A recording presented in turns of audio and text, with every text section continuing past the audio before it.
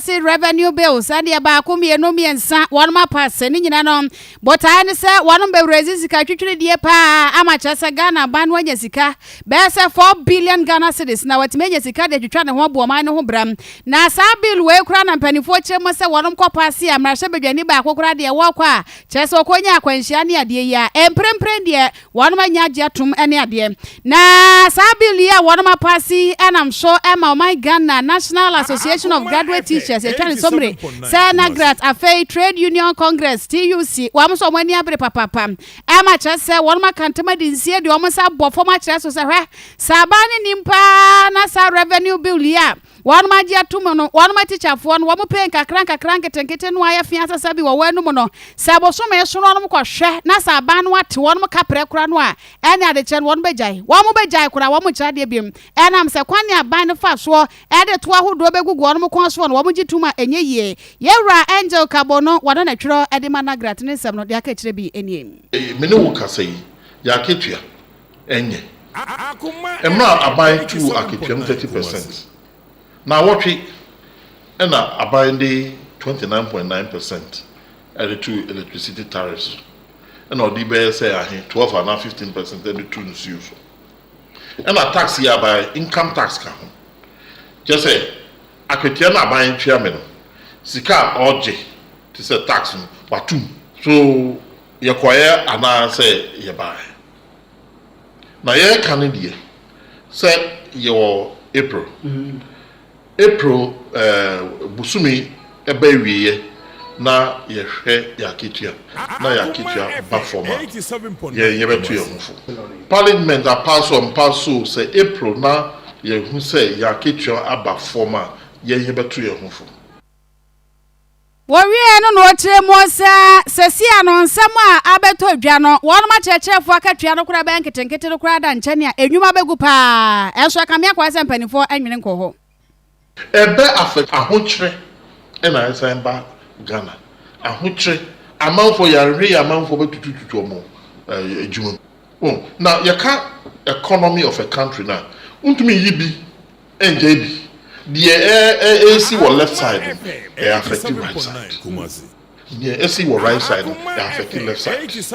untumi yibi enje bi wo yenuanom yem papa mu ya wofo ni obi anye adwumafo different work ahochre pa na eba beto Ghana adwumayefo so yenti ase because yen hu boni a Ghana adwumafo F4 year ya yen nyina de bia na de bisa na adwumafo na ban target Wey ayora angel kabono wana na twira adema NAGRAT achechefo enkabomu kono na wakase wi ya petrofo abedi echirem adema Trade Union Congress TUC ayora Joshua Ansa esamkro no anso wano so ekebika ho I say amai ni na yebu mai ntiem se bibi ba na se bibi abem peso se gina ye bia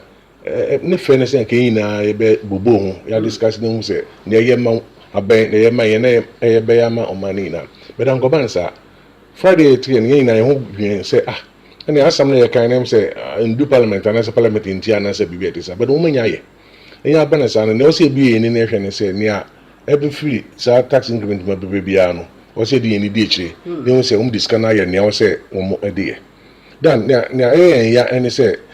na say abema 30% of salary increment no ade chi pe na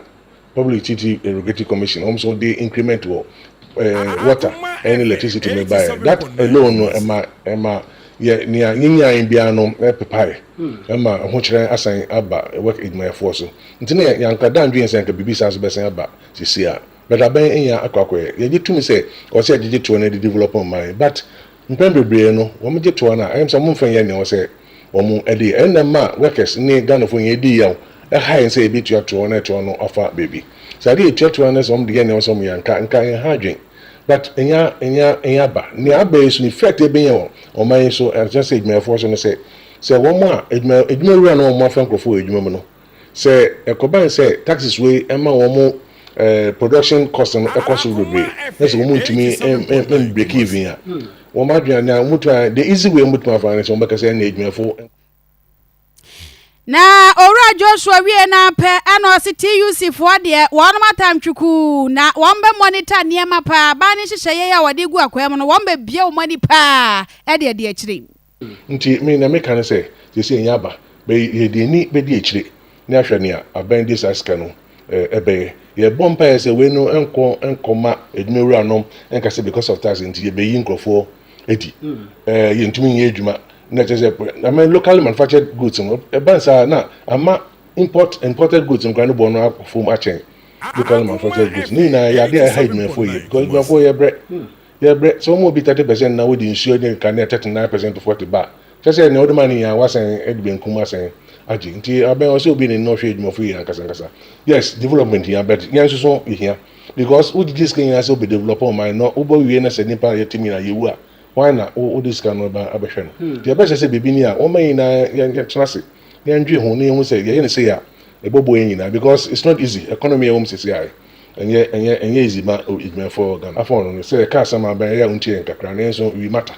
yin na you for man yin ya ka na man etumpo no the ka bibia na umutie nkakra Akoma FM 87.9 Kumasi. wey